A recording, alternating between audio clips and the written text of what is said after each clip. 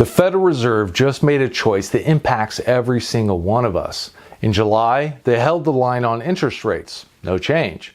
But this wasn't just another boring meeting. It was a prelude to what's coming down the road for you and for your money. This isn't just about Wall Street.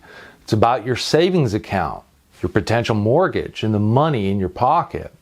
The Fed's July hold wasn't a pause, it was a step in the road to a crucial moment, their September meeting. Will they finally cut rates? And if they do, what does that mean for you? That's what we're talking about in today's video. Let's get into it. At the end of July, the Federal Reserve made the decision to keep their Fed funds rate unchanged, which wasn't much of a surprise to anyone. Inflation isn't raging out of control, and before their July meeting, the labor market hadn't been showing signs that it needed lower rates to keep fueling job growth. This is the Fed's dual mandate: stable prices and full employment. It's their next meeting in September that everyone is keeping an eye on. After Fed Chair Jerome Powell's cautious tone following that July meeting, the chances of a September rate cut were lowered. On July 31st, the day after their meeting, there was a 38.2% chance that the Fed will cut their Fed funds rate by a quarter point, according to CME Group's FedWatch tool. But that changed in a big way after the July jobs report was released on August 1st. Non-farm payroll employment was estimated to have grown by just 73,000 jobs in July, lower than expectations.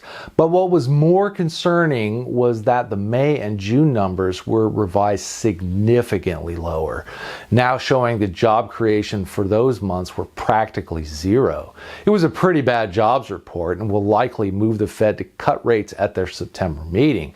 After the jobs report was released, the CME FedWatch tool showed an 82.8% chance of a quarter point rate cut in September. Whether the Fed cuts rates or not will mean different things to different people or affect people's finances in different ways. With the July decision to keep their Fed funds rate unchanged, that means that short-term interest rates are likely to stay around where they have been the last half year or so. This benefits savers. As of the end of July, the yield on a one-month Treasury bill was 4.365%. This isn't a great number for the government that has to finance their short-term debt at these relatively high levels, but it's great for savers who want to get a decent return on a virtually risk-free investment. Money market fund returns are averaging between 4 and 5%, another low-risk investment that is highly liquid. It's a great environment for those that want to protect their savings, but still get a rate that is currently beating inflation. If the Fed doesn't cut rates at their September meeting, which after the jobs report seems unlikely, you get to enjoy those high short-term rates for a bit longer. But eventually that party is going to end, as the Fed is widely expected to cut rates at some point in the future, unless we get another episode of high inflation. Now, this YouTube channel focuses on forward-looking real estate analysis, so on the topic of interest rates, the one that is most relevant for my viewers is mortgage rates, and the housing market could sure use some relief there.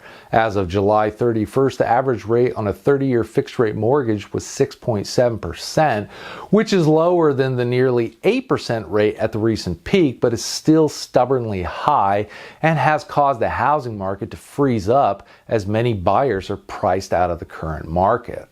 It's fairly easy to know what will happen to short-term interest rates when the Federal Reserve cuts their Fed funds rate, but for things like mortgage rates, it's not as clear. Even if the Fed did cut their rate in September, it may not translate into lower mortgage rates. Mortgage rates are influenced more by the 10-year Treasury bond. You can see in this chart here how closely the average 30-year fixed-rate mortgage tracks the 10-year Treasury yield. Before the Fed started cutting rates back in September 2024, we saw the 10-year Treasury yield begin to fall from its recent peak, and mortgage rates followed. But then, when the Fed actually cut rates, we saw the 10-year yield and 30-year mortgage rates go up. It was the exact opposite of what was expected from the Fed rate cut. The prevailing narrative behind what happened is that long-term bond investors are increasingly concerned with the U.S. national debt and federal government budget deficits that seem to only be getting bigger. Bond investors now want a higher yield for holding long-term treasury bonds to account for the perceived increased risk of a treasury debt crisis down the road if the U.S. government doesn't get its financial house in order. You simply can't just keep borrowing and growing your debt without paying a price down the road. At what point such a debt crisis might happen is unknown, but the current trend is unsustainable. Few would argue that it is sustainable. What this all means is that even if the Fed cuts rates, we might not see any relief in mortgage rates to unfreeze the housing market. The hope for the September meeting is that we will get a rate cut and that ideally it would influence not just short-term interest rates, but also the longer-term bond yields so that mortgage rates can come down. It's a bold hope, maybe even a fool's hope, and might not play out, but we need to see what happens at that September meeting and monitor the bond market's reaction to their interest rate decision to gauge what kind of changes we might see for mortgage rates.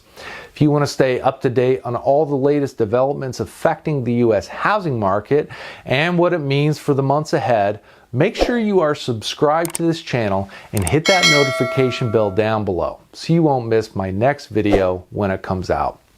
As a professional economist and licensed real estate agent, I can bring you a unique perspective on both the economy and the housing market that you'll be hard-pressed to find on other YouTube channels. If you liked today's video, or at least found it mildly entertaining, don't forget to hit that like button on your way out to support the channel and help it grow. Thanks for stopping by. I'll see you in the next video.